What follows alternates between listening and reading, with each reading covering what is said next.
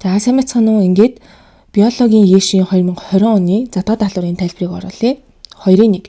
Амьд бие махбодод агуулгадах уураг амин хүчлийг тэдгээрийн тодорхойлолттой холбоно гэсэн байна. За өгдлөө харах юм бол гемоглобин, липаза, аспаргины хүчил, эсрэг бие, фибриноген, за миоглобин болон коллаген гэсэн 7 өгдөл орж ирсэн байна. За тодорхойлтын уншаад шууд тохирох өгдлийнхэн дугаарыг нь бичээд явчих. Хамгийн ихний энэ өгдөл сөрөг цэнхтэй амин хүчил гэсэн баз. Тэгэхээр амин хүчил гэсэн учраас бидний 7 өгдөлд яг нийшэрхэгдэл амин хүчил байгаа. Аспаргины хүчил. За тийм учраас А-гийн 3 гэдэг ба шууд тодорхойлчихж байна. Тэгэхээр магадгүй хит хитэн амин хүчил байгаа тэр дундаас сөрөг цэнхтэй эсвэл эрэг цэнхтэй эсвэл хөхөр агуулсан гэх зэрэг асуусан бас өгдөл орж ирэх боломжтой. Тийм болохоор онцлог амин хүчлүүдийн нэрийг ерөнхийдөө бол тогтоочход илүүдэхгүй байх нэ. За жинхэнэ арсны давхрахны үндсэн уураг гэсэн байна тий. За жинхэнэ арсны уураг. За арсны уураг гэхээр шууд коллагены бодно. Тэгэхээр биеийн 7 байж тарлаа. За С улаан эсийн цитоплазм дагуулгадах хүчил төрөгч зөөвөрлөх үүрэгтэй уураг. За хүчил төрөгч зөөвөрлөдөг учраас гемоглобин байж тарах гэдэг тийм. С-ийн 1. За дараагийнх нь өвөрмөц дархлааны үед Б лимфоцит эсэд нийлэгддэг. За энд өвөрмөц дархлаа гэдэг нэг хинт тэгээ Б эсээс нийлэгддэг гэсэн бас нэг хинт байгаа даа. Тэгэхээр энэ бол яалтчгүй эсрэг бие байгаа. За D-ийн 4. За И нарийн гэцний хөндөд өөх тосны задралд оролцдог уураг. За задралд оролцсноо гэхээр фермент ээж таарна. Тэгэд манай 7 өгдөлт яг нэг л фермент байгаа. А мөн дээрээс нь өөх тос задлах гэхээр липаза гэж таарна тий. Өөх тос маань липид. Липидийг задладаг энзим нь липаза. За И-ийн 2. Булчингийн эсийн бүтцэд оролцдог уураг. Булчин гэвэл шууд миоглобин бодогдох ёстой.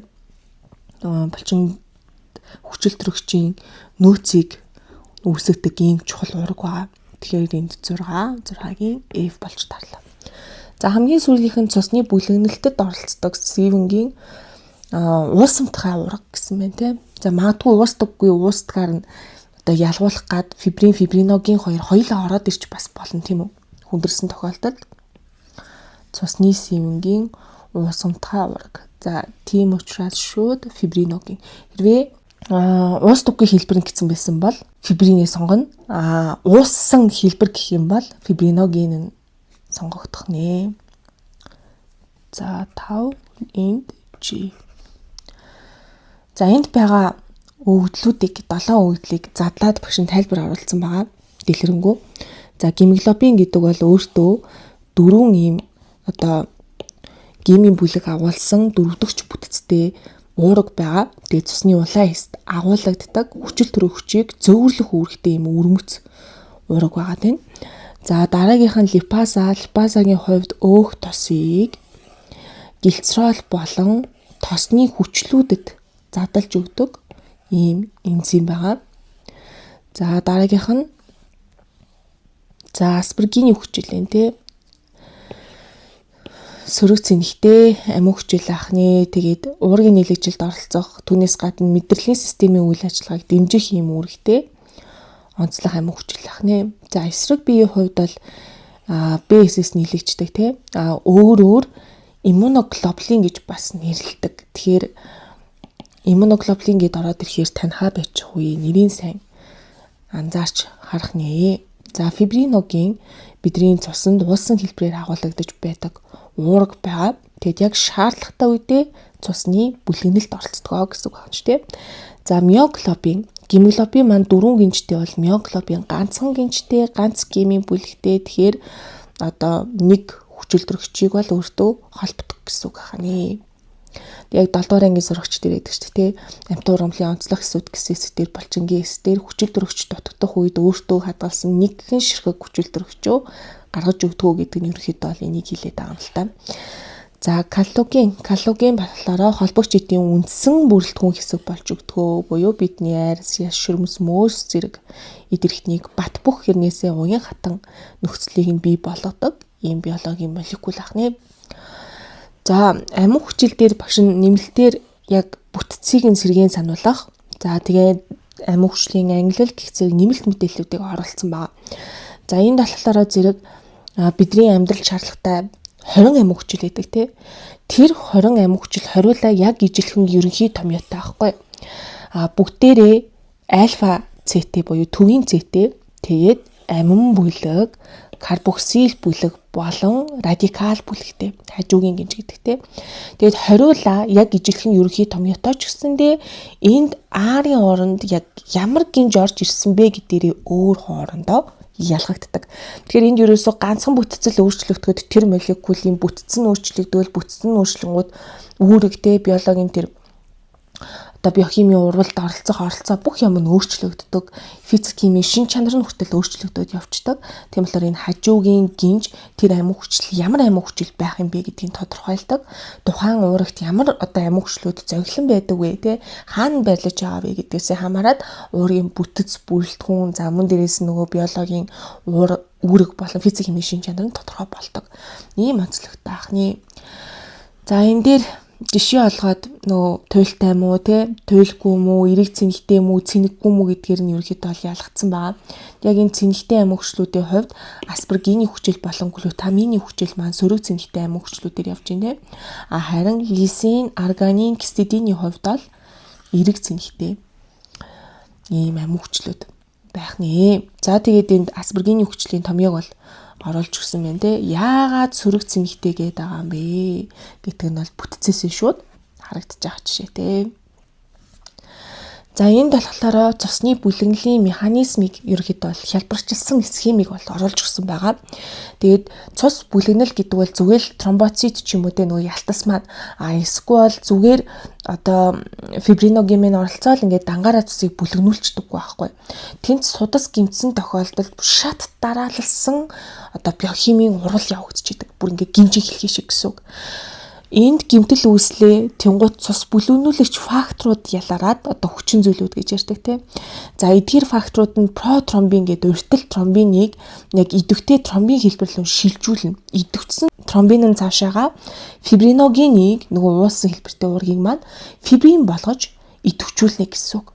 Ингээд нөгөө фибрин маань тэнд ерөөхдөө бол улаан эс тэр цуснд байгаа бүх юмнуудыг те хоорондоо ингэж баглаад яг бохингийн сундаг штэ. Тэгээ бохоор ингэж ороогоод наацсан юм шиг ийм биднийхээр тавыг бол үүсгдэг. Онцлогтой ахны клот буюу бүлэн те. За тэгээд энэ дээр болохоор фибриноген хэрхэн фибрин болж буюу мөн дээрээс нь тэр клот гэдэг байгаа тэр бүлэнд маш олон ийм биомолекулууд бол багтдаг байхгүй. Тэр шархыг яаж ингэж те улам ингэж цаашаа өрөвсөхгүй хурдан эдгээх үү, эсийн хуваагдлыг яаж ирчимжүүлэх үгээ өсөлтийн факторууд хүртэл оролцдог. За гадаргууг ингэж эсэргүүцэл ингэж юу яах? Эсэргүүцэх гэх юм уу? Ийм нөхцөлийг нэмэгдүүлэх тэр бүтцийн молекулууд хүртэл очиж суучдаг байх нь шүү дээ. Тэгэхээр цусны бүлэгнэл гэдэг бол цаана бүр маш нарийн тийм ухаалаг уялдаатай систем явагдаж байгаа гэсэн үг байна. За ингээд нэгийн хариулт бол тодорхой боллоо. База гэдэг нь өөх тосыг задлана. Аспаргины хүчил бол сөрөг цэнэгтэй амин хүчил, эсрэг бие бол Б-с ялгардаг өрмөц дархлаанд оролцдог. Ийм бидний хувьд маш чухал молекул байгаа. Миоглобин бол булчингийн уураг өөртөө хүчил төрөгчийг бол нөөцөлдөг.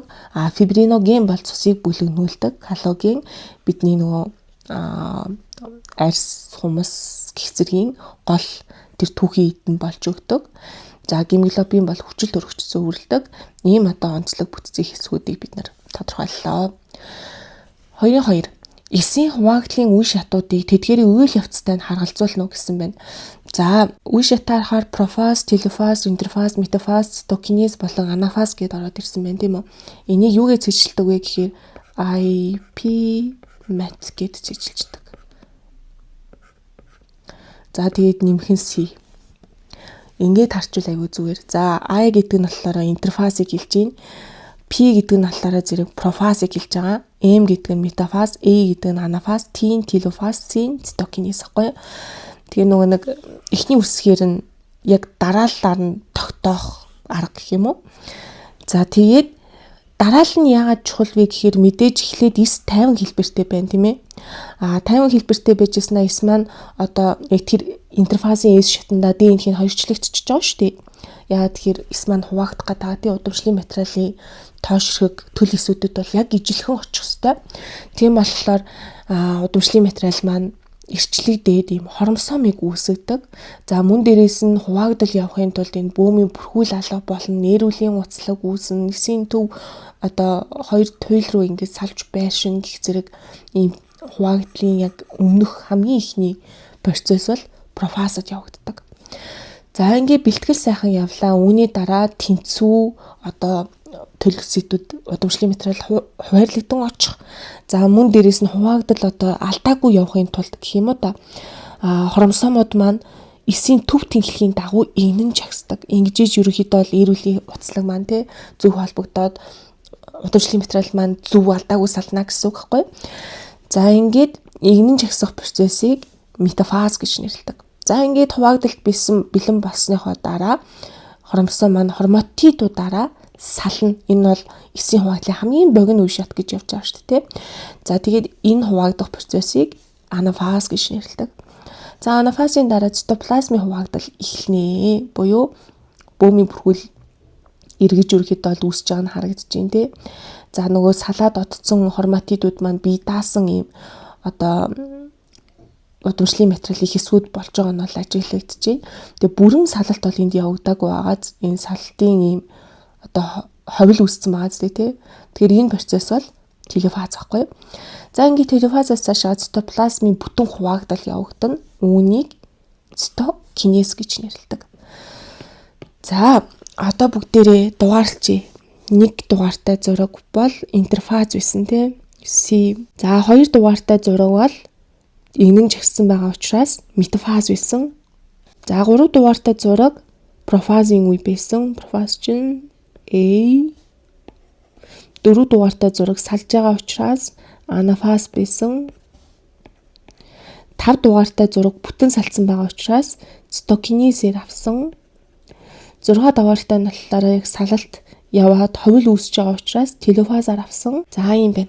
Тэгэхээр хуваагдлын процесс байгаа шүү дээ. Одоо энэ профаз, метафаз, интерфаз, телефаз гэдэг. Эдгээрх яг онцлог процессын л тэр нөгөө 11-р ангийн эсийн хуваагдaltaй хичээл, миоз, митозын хуваагдaltaй хичээл байгаа тий. Яг зургийн сайн ажиглаад онцлог тэр процессыг нь сайн уншаад ойлгочвол ямар ч зураг орж ирсэн. Тэгэл танаар зураг ялгаал хийчихнэ.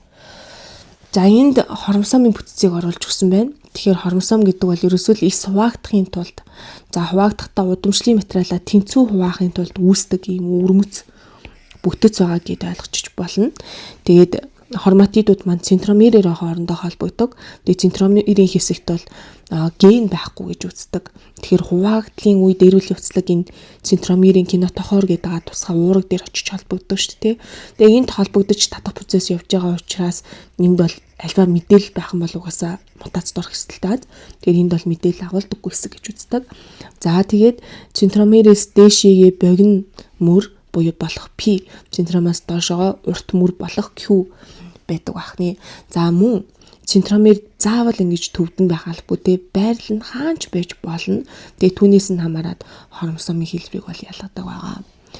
За энд электрон микроскопын зураг бол оруулж өгсөн байна тийм ээ. За энэ дээр телефаз болон цитокинезийн ялгааг бол оруулж өгсөн байна. Энд бол хуваалтын ийм ховил үүссэн байгаа нь бол телефаз дээр ажиглагдаж байна. Энд болохоор зэрэг энэ хараа контрактайл ринг гэд бүр яг цитоплазмыг таслахад бэлэн ийм бүгжилсэн бүтэц үүссэн байгаа. Тэгээд цитоплазм бүрэн хуваагдана гэсэн үг.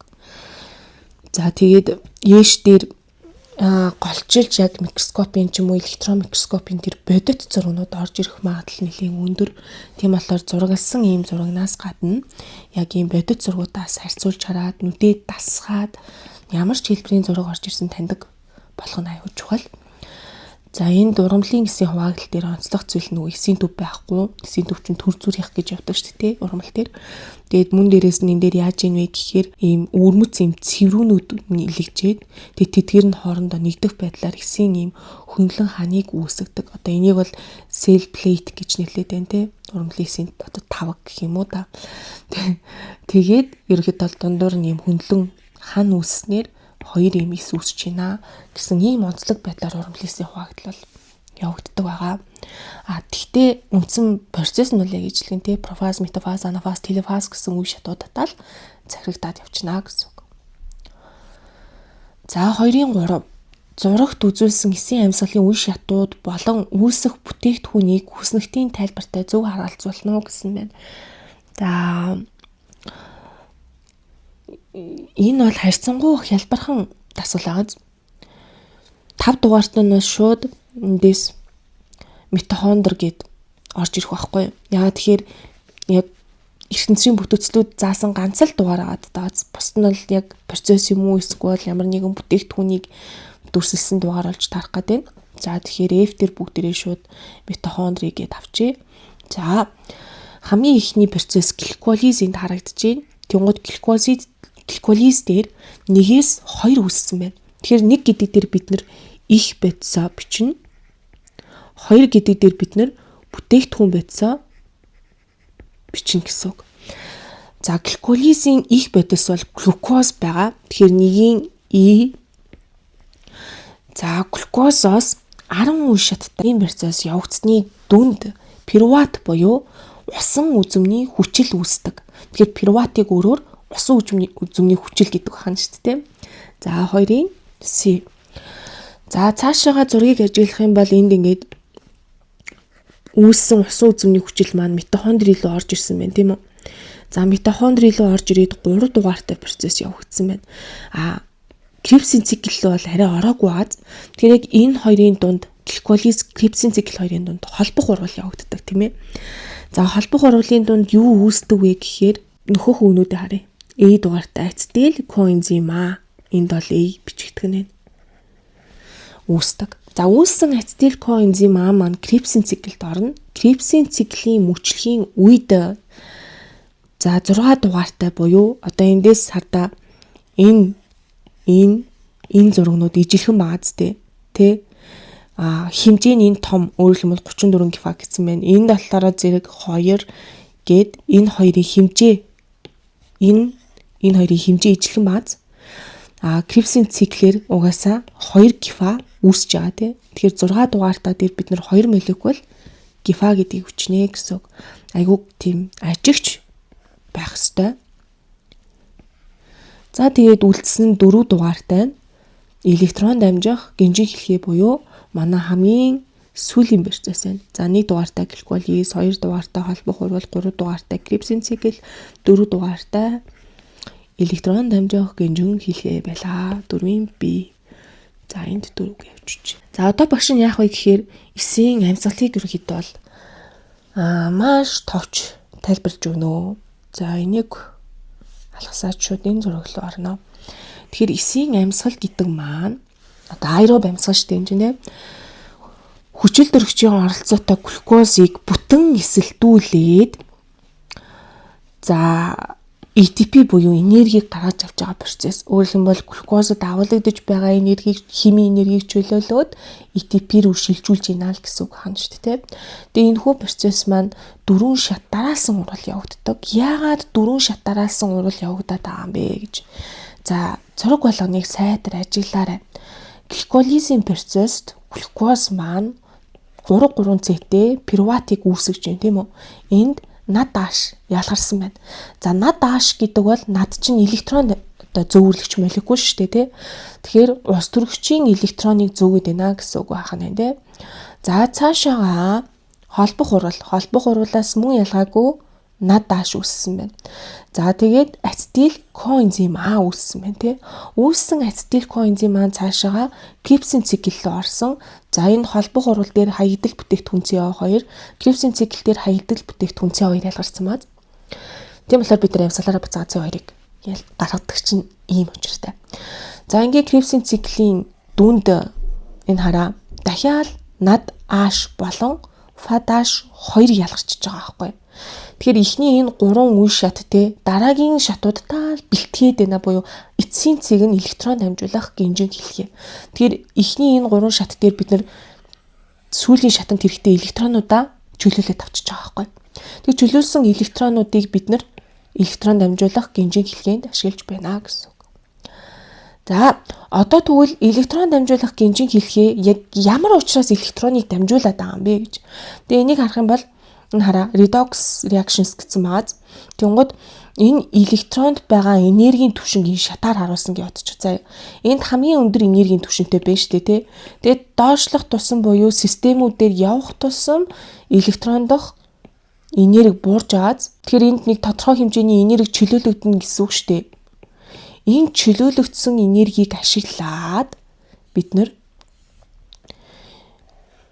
митохондрийн мембран хоорондын зай болон митохондрийн дотортлын матрикс хооронд протоны градиентийн зөрүү үүсгэдэг байхгүй юу? Айгуу залжин механизм байгаа зү тий. Надад бүр яаж юм ухаантай юм бэ гэж бодогдоод байдаг байхгүй юу? Ус төрөгч байгаа. Ус төрөгчийн электроныг ашиглаад бид нар эндээс энерги чөлөөлж авна. За, ус төрөгчөөс гаргаж авсан протон байгаа тийм үү? Тэр протоныг бид нар энд электрон систем хоорондоо дамжуулах явцад чөлөөлсөн энергийн тусламжтай протонуудыг хөөж гаргана гэсэн үг байхгүй юу? За, хөөж гарангуут энд градиентийн зөрүү үүснэ гэсэн үг шүү дээ. Ихээс баруун гэдгээрээ гадагшаа гарсан протонууд буцаж орж ирэхийг ирмэлзэн гэсэн үг байхгүй юу? За, ингэж орж ирэхдээ заавал ATP синтезаагаар орж ирдэг. ATP синтезаагаар орж ирнэ гэсэн үг хаана шүү дээ, тий. Тийм болохоор л айгүй ухаалаг ийм процесс байгаа даа. Буцаж орж ирэхдээ заавал ATP синтезаагаар орж ирнэ. ATP синтезаа маань ATP-г үүсгэнэ гэсэн үг хаана шүү. Тиймээс электрон чөлөөлж авах те протоныг гадагшаага ингэж хөөж гаргаж одоо энэ хараа протонуудыг ингэж гаргасан байгаа зү те. Тэгээд дотор талд нь бага хэмжээний протонтой гадна талдаа их хэмжээний протонтой олчингууд энэ их хэмжээний протон ч буцаж орж ирэхийг ирмэлзэн орж ирэхдээ заавал ATP синтезаагаар орж ирнэ гэсэн үг байхгүй юу? За ингээд ATP маань үүснэ гэсэн үг. За дараагийн нэг чухал анзаарах ёстой хэсэг маань юу вэ гэхээр энд та нар зураг ажиглах юм бол хүчил төрөгч байгаа. Энэ O2. Хүчил төрөгч маань нөгөө систем хооронд тэнсэн тэ энерги ингээд бүтэнгийн сорволцсон байгаа нөгөө электроныг хамгийн сүүлд хүлээж авдаг юм акцитор болж өгдөг байхгүй хүлээн авч молекул гэсэн үг. Тэгэхээр цахилгаан сүрэг чанар өндөртэй байж ич электроныг өөрлөгөө татна шүү дээ. Тэгэхээр энд маш хүчтэй юм сорвол яг энд матрикст ингээ хүчил төрөгч маань сорволын үүрэгтэй ингээд байж гинэ гэсэн үг байхгүй юу. Тэгээд бүр ингээд электроны юм тасралтгүй өөрлөгөө чиглэсэн урсгалыг үүсгэж гинэ гэсэн үг. Тийм болохоор амьсгалд бүр ингээд хүчил төрөгч зайлшгүй шаардлагатай. Хэрэг хүчил төрөгч байхгүй болчих юм бол энд электроны урсгал зогсож чинь. Тэгэхээр протон гарахгүй юм чинь ATP үүсэхгүй гэсэн үг байхгүй юу. За ийм учиртай процесс ахны. Тэгэхээр нарийн учрыг л тайлаад ойлгох юм бол эсийн амьсгал амархан бааз. За 2-3 ацетил коэнзим А маань энд 3 дугаартай орж ирсэн. Электрон дамжуулах гинжиглэхийн 4 дугаартайгаар орж ирсэн. Усан үзүүний хүчлийг бол пируват гэдэг байгаа тийм 2 дугаараар орж ирсэн. 2 молекул кефаинд крипсин цикл дээр нийлэгдсэн. Глюкоз болохоор зэрэг энд гликолизийн хамгийн ихний бодис их байцаар орж ирсэн. Митохондрийн маань 5 дугаартай байгаа. За яг эсийн амьсгал дээр нөгөө 36, 38, 32 гэсэн тооны ялгаанууд гарч ирдэг тий. Яг 32 гефа үүснэ гэдэг нь сүүлийн үед батлагдаад байгаа одоо тоо гэх юм уу? Манай цөм хөтөлбөр дээр бол хуучнаараа буюу 38 гэдгээрээ явж байгаа. Тэг яг 38 ATP гэдэг бол онлын хувьд үүсч болох ATP-ийн хамгийн дээд хэмжээ аахгүй. Тэглээч нөгөө над dash болон fa dash хоёр чинь цаашаа ATP үүсгэж байгаа ш. Тэрийг бүхэл тоогоор биш 2.5, 1.5 гэсэн будархай тоогоор тооцдог нэгдүгээр. Хоёрдугаар цаашаага тухайн одоо энэ эсийн амьсгалын процесс яг хаана явагдаж байгаа вэ гэдгээс хамаарат механизм нь өөр байдаг. Тэгэхээр тэнд яг хэдэн ATP ялгарх вэ гэдэг маань ялгаатай болчихно. Тэгээд саяны мембран хооронд гарсан протонууд бүгд буцаж орж ирэх үү гэдэг асуулт байхгүй юу? Бүгд буцаж угаасаа орж ирэхгүй шүү дээ, тий. За, тийм учраас 32 ATP гэдгээр бол сүүлийн үед явж байгаа олуулсан. За, 2-4 генетикийн бодлого байна, тий.